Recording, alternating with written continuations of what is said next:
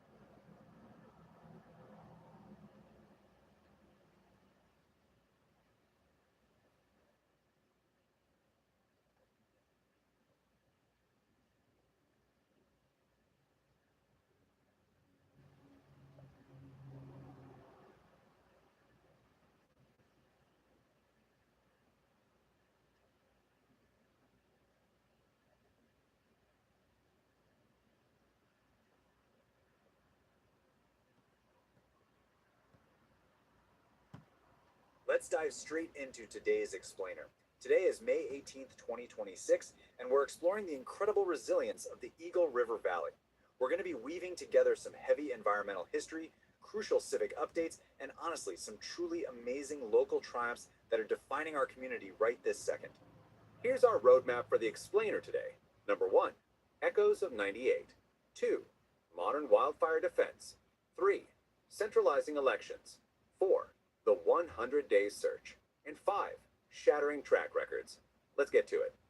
Section 1, Echoes of 98, the Vail firebombing anniversary. Today actually marks exactly 20 years since a major turning point following one of the most destructive acts of environmental extremism in our region's entire history.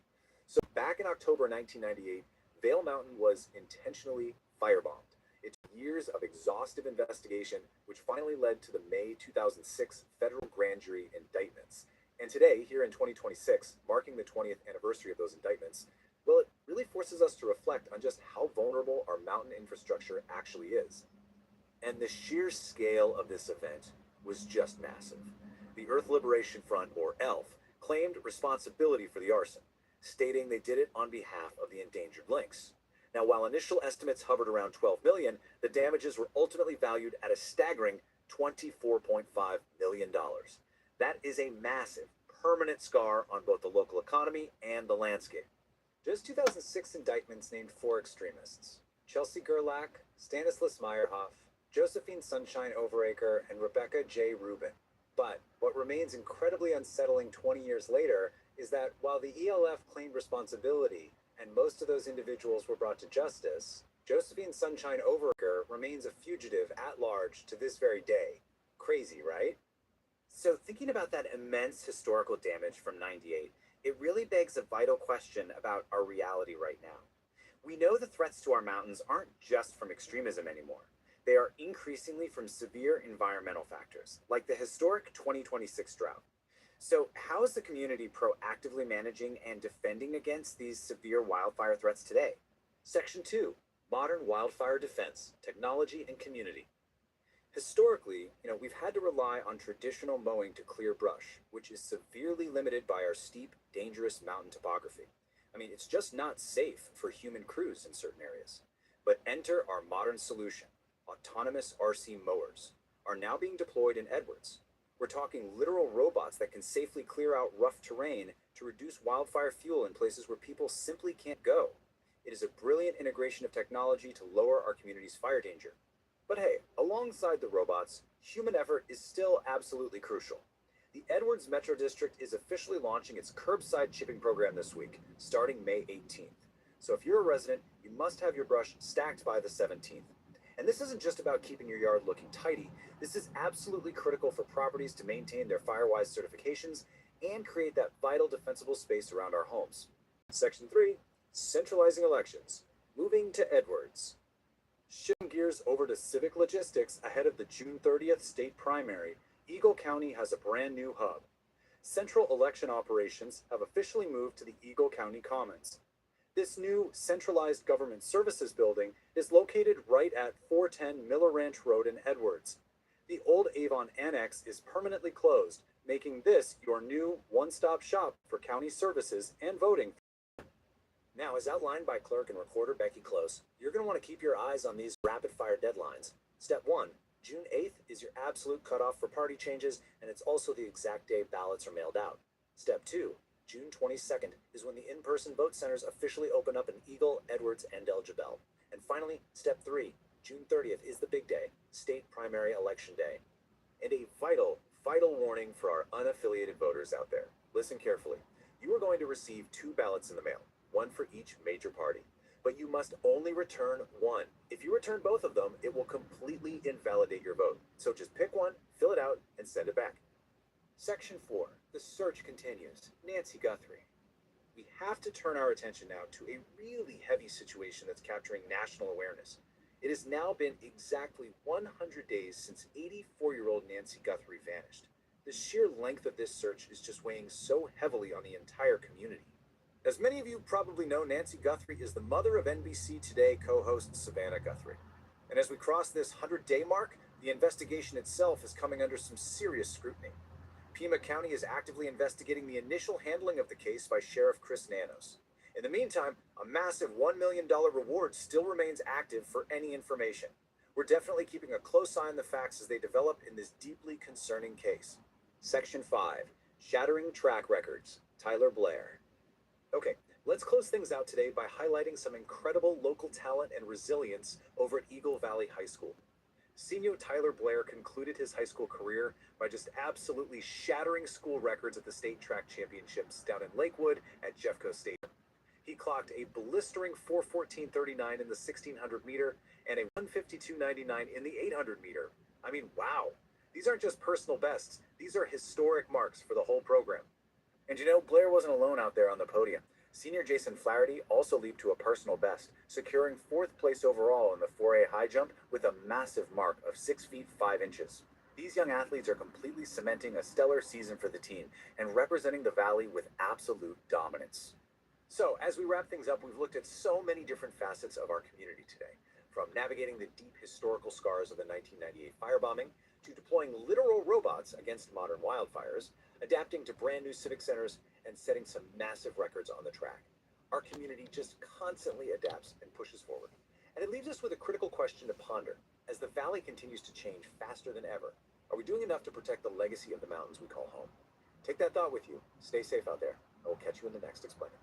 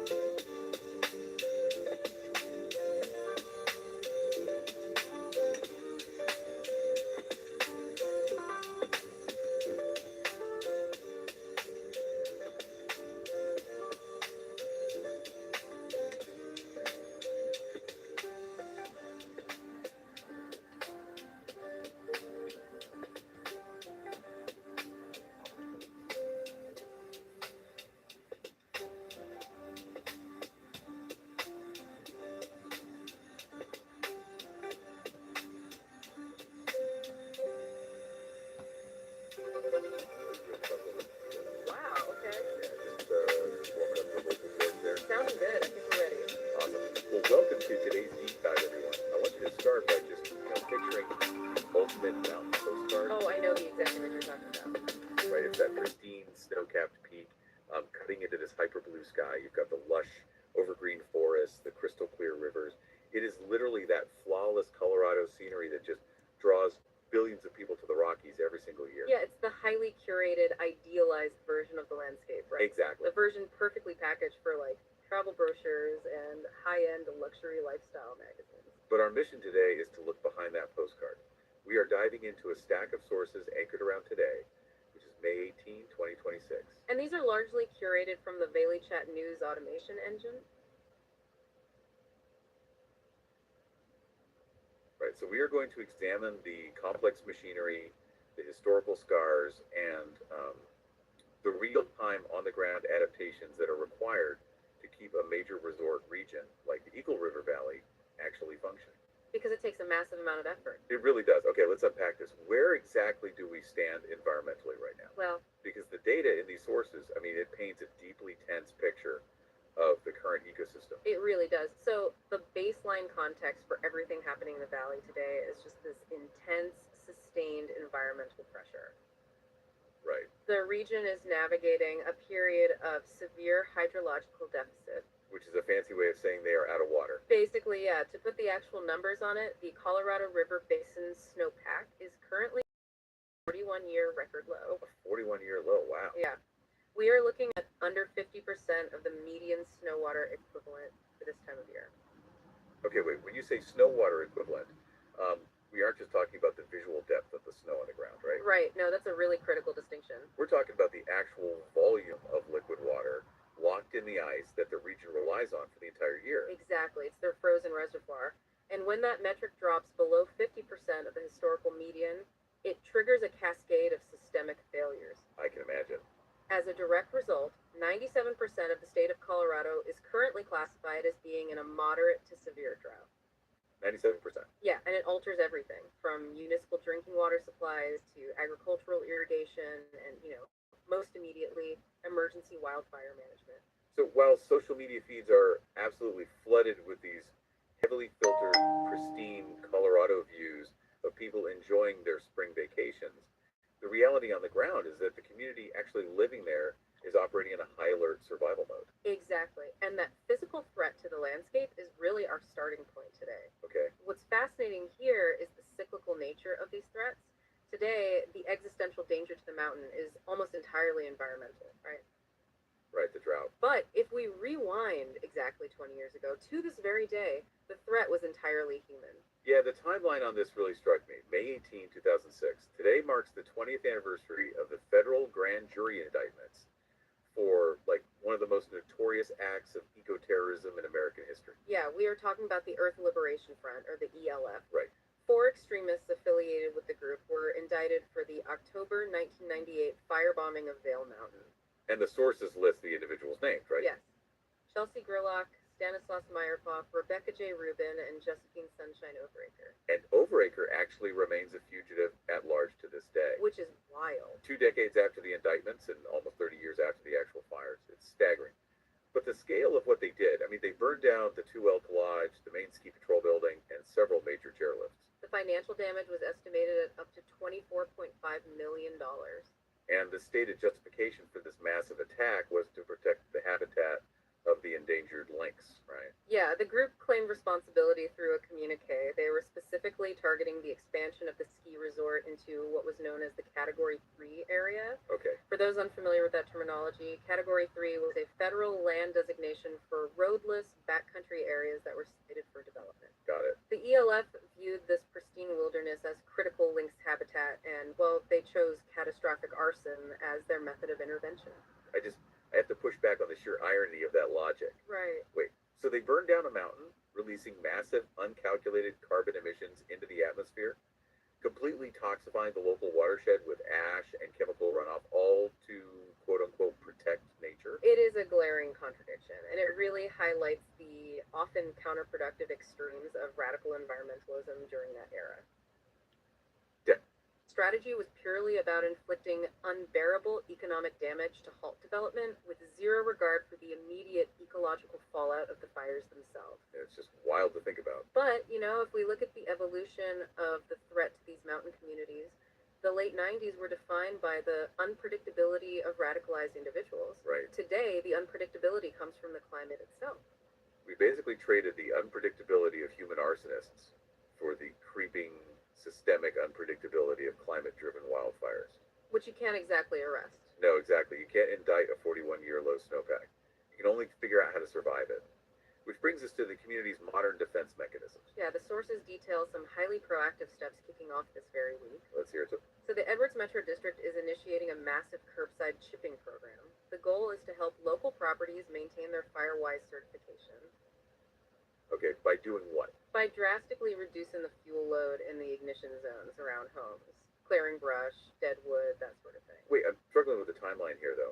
If the snowpack is at a 41-year low, and the vegetation is drying out months earlier than normal, isn't mid-May dangerously late to just be starting a brush clearing program? Like, why wait until now? Well, it's a classic logistical bottleneck of mountain living. Oh, really? Yeah. You can't easily run heavy chipping machinery or clear massive brush piles when the ground is still frozen, or when it's trapped under the deep mud of the spring melt.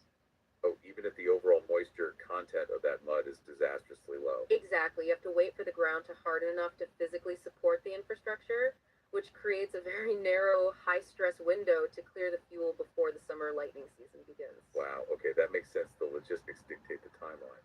But the part of the mitigation strategy that absolutely fascinated me is how they are handling the terrain that humans simply cannot reach. Oh, the mowers. Yes, they are deploying autonomous RC mowers. It is such a brilliant application of substituting technological risk.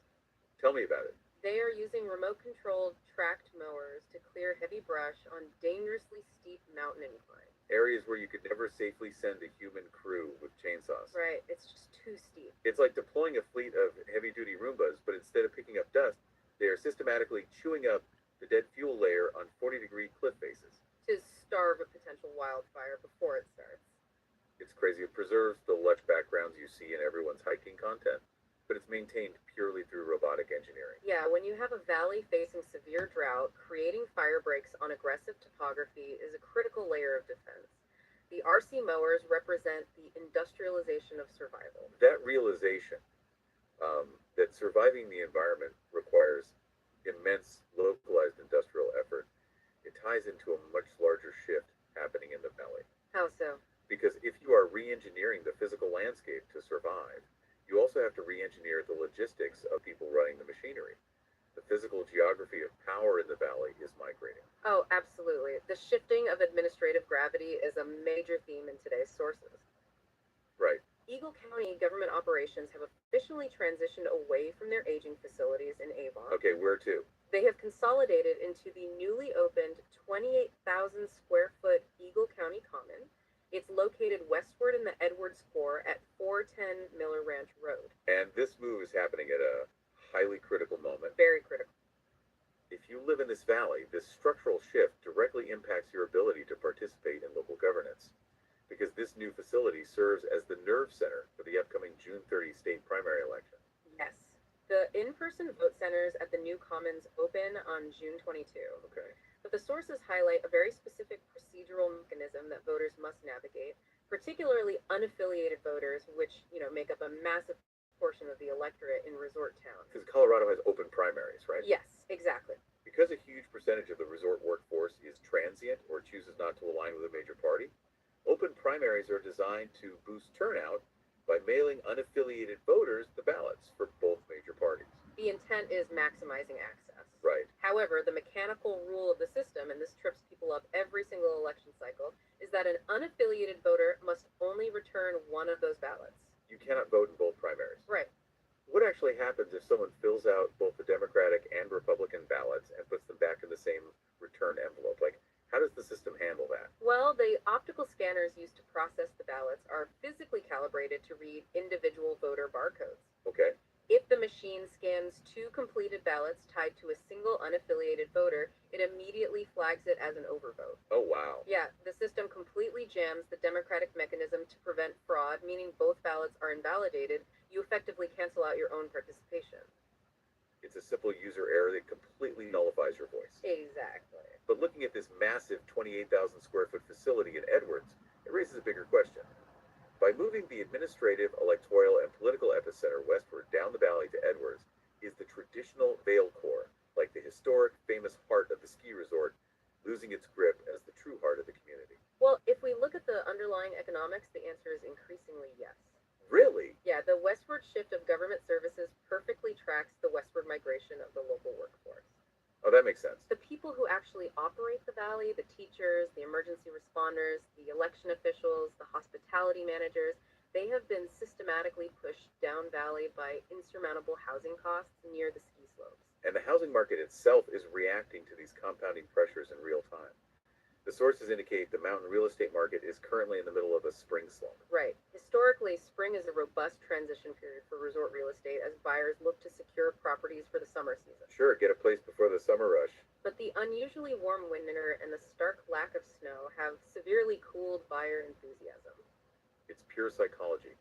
If you are preparing to drop $5 or $10 million on a luxury ski chalet, but the mountain outside your window looks like a brown dirt hill in February because of a 41-year drought, you might hesitate to sign the papers. You definitely might. Anyone looking into realtor real estate in the valley right now isn't just looking at square footage or granite countertops.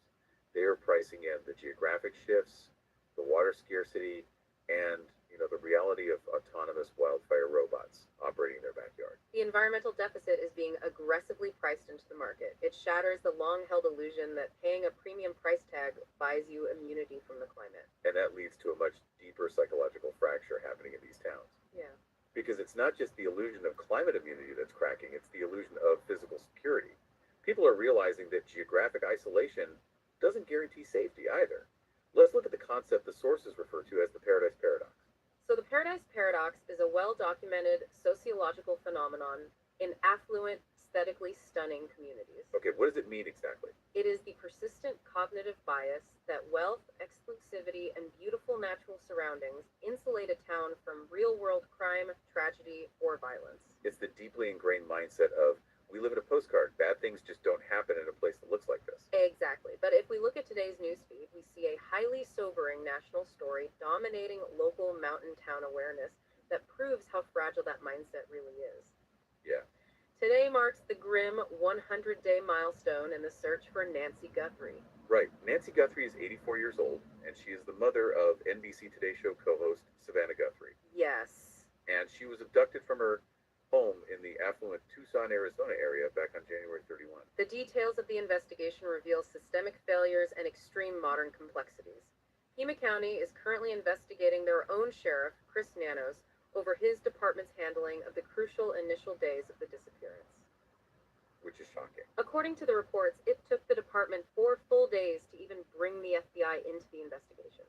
4 days in an abduction case of an 84-year-old woman is an eternity.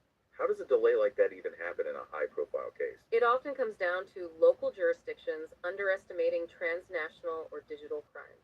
In the initial hours, local police might treat a missing elderly person as a medical wandering case. Oh, like she just got lost. Exactly. By the time the realization of an abduction sets in, the trail has gone cold.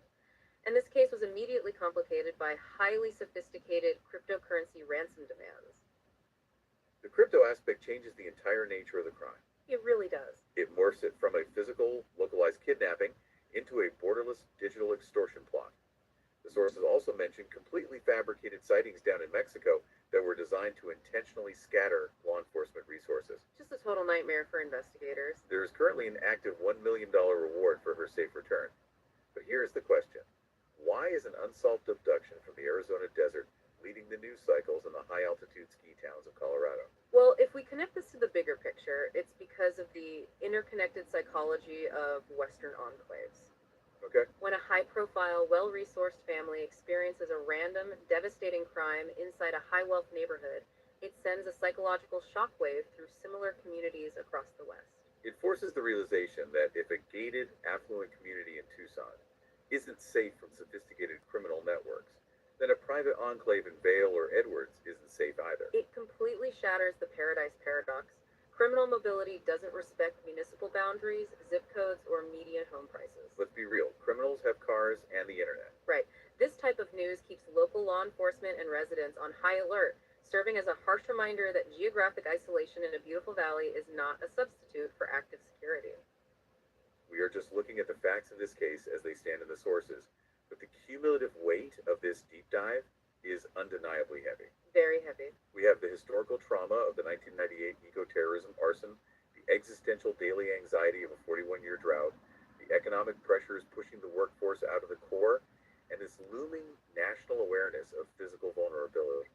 It sounds like an exhausting operational load for a community to carry. It requires immense resilience just to maintain the status quo. But let's look at the flip side of that resilience, because the sources take a really inspiring turn here. Oh, definitely.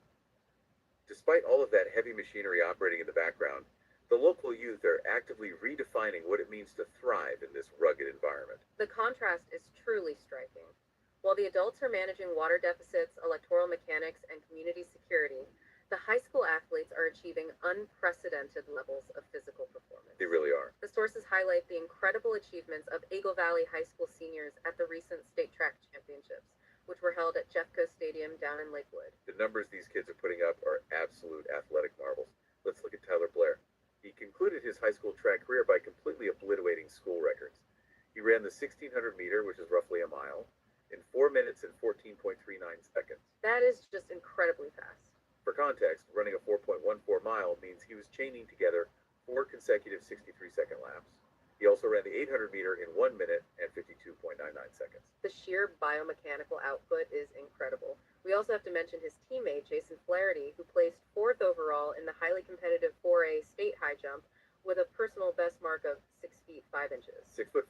The kid is literally jumping over the height of a standard kitchen refrigerator. Literally. But looking specifically at Tyler Blair's cardio times, we have to talk about the physiological mechanics of where these kids live. Yeah, the altitude. Growing up and trading in the thin, oxygen-deprived air of the Eagle River Valley, which sits at roughly 7,000 to 8,000 feet above sea level, is essentially natural altitude doping.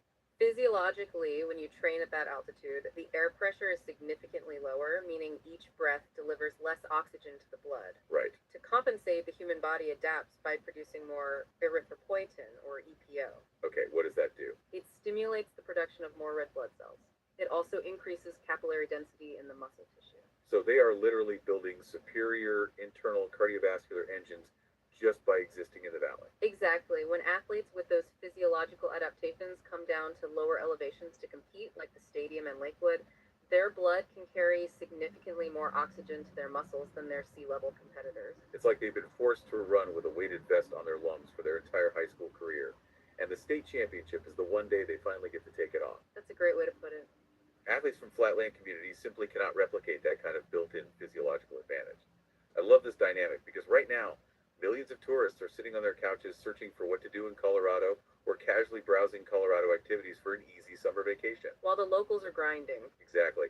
Meanwhile, these local teenagers are out there treating this harsh, unforgiving valley as their own personal high-performance athletic laboratory. It reframes the narrative of the environment. The landscape is undeniably challenging.